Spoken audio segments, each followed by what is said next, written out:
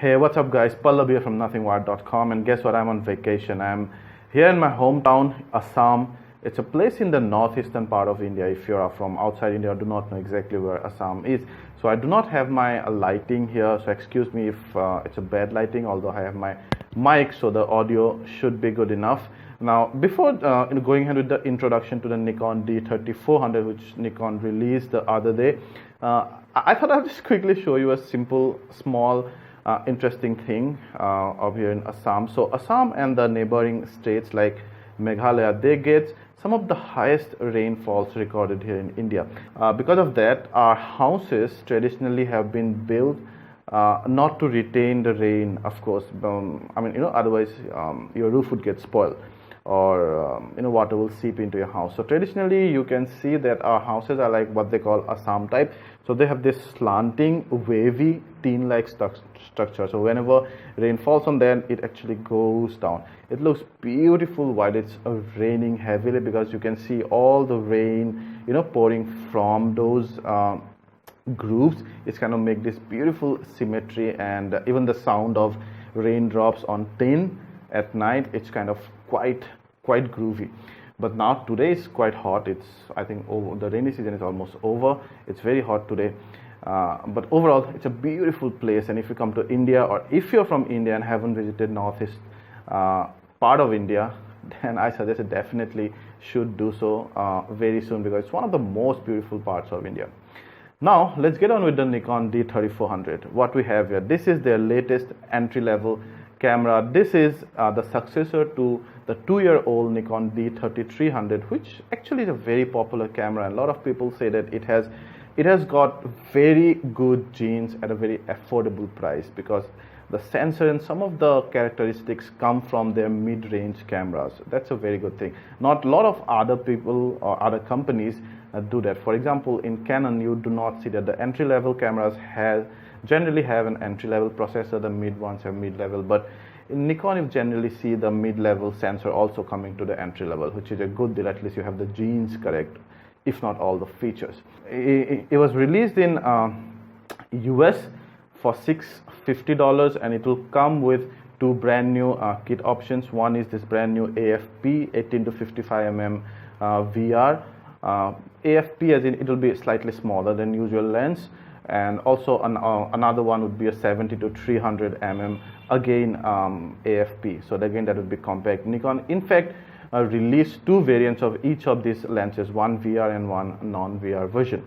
So the one with both lenses kit will cost you about $1,000. So you get the 18-55 kit for $650, and 18-55 plus the 70-300 for $1,000. But note that in the two lens kit option, the 70-200 is the non-VR version. Only the 18-55 is the VR version.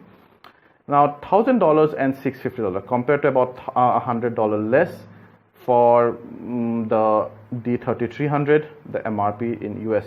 And also if we convert that to our Indian rupees, $650 come close to about what, 43.5k. That's with the 18-55 AFP lens, and roughly about 67k with both the lens kit. It hasn't yet arrived in India.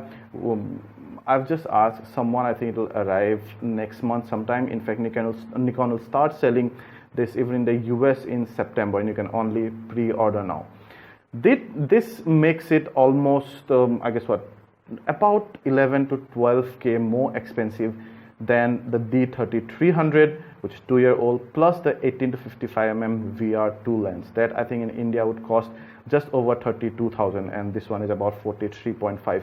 You get a new 18-55 VR, but not much difference, apart from that compactness. Now coming to the body, D3300 and D3400. The biggest difference in the D3400 is they say it's always connected. It comes with the Nikon's latest Bluetooth 4.1 connectivity, so that if your phone has SnapBridge, this particular Nikon app, it's only available for Android right now. Remember, if you have that app installed on your Android device, compatible Android device, not all the Android devices are supported as well, then you can have an always on, always connected scenario, where the moment you click the photo on your camera, it gets transferred to your phone immediately, almost like I mean, almost like clicking with your phone and then uploading. It's just that you're clicking with a better sensor, but you get the always connected share option.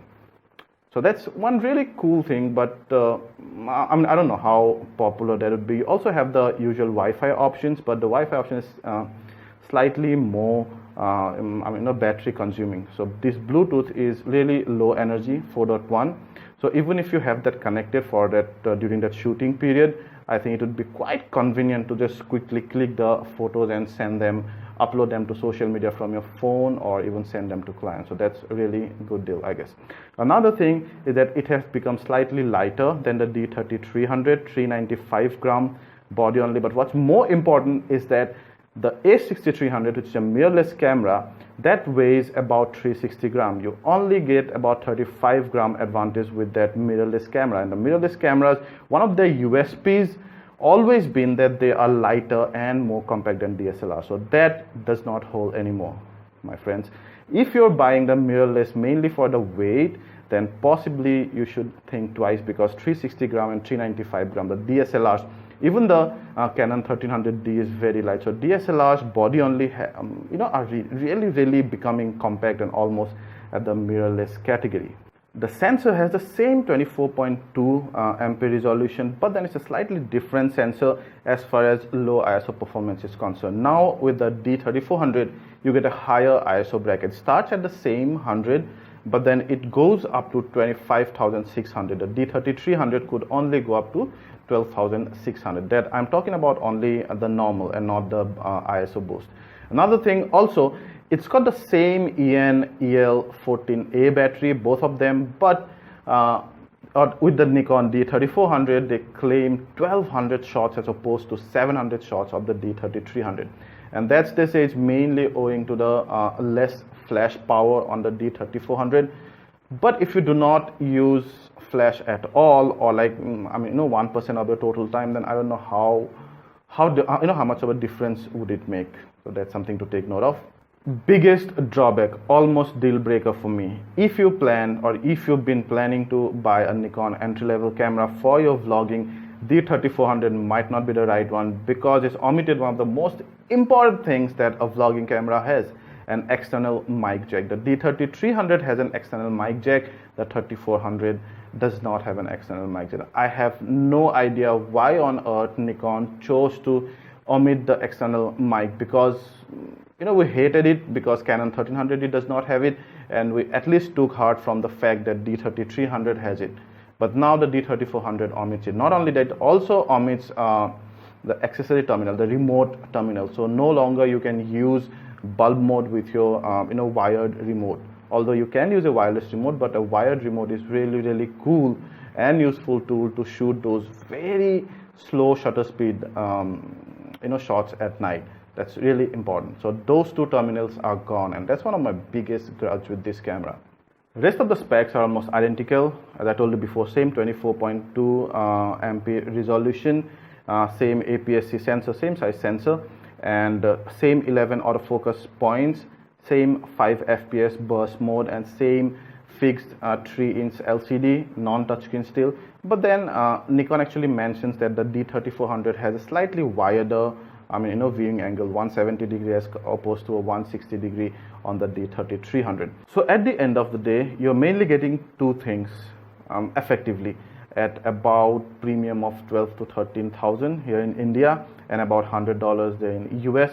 Is that number one, and probably from the quality point of view, the biggest thing is that the low high ISO is up now, 25,600 from 12,800. But who shoots at 25,300? I never go beyond 6,400, that too even on my full frame. So that I do not see much of an opportunity to spend your 12 to 13K more. Always on features, definitely good. But again, you will have audience. The audience will be divided, because your phone also, the Bluetooth will be on, it will be always connected. How both this goes, how seamless the process is, pairing process, all this we'll have to see. But that could be the only standalone good feature for which you're paying 12 to 13,000. Almost similar situation as to the Canon 1200D versus the Canon 1300D. You're mainly getting a very good connectivity options, visible difference. Apart from that, almost all things are same, and I'm slightly disappointed because the D3300 is a 2-year-old camera. D3400 could have done really good. Probably a tilted screen, or maybe a touch screen, or maybe slightly more autofocus points, whatever, but they chose to stick with the connectivity options mainly and just boosted the low ISO. Low ISO is non-practical, so basically you're getting is the connectivity options. I would stay with the D3300 mainly because of the external mic jack also, but after all, it's your choice. It will come to India next month. Thank you.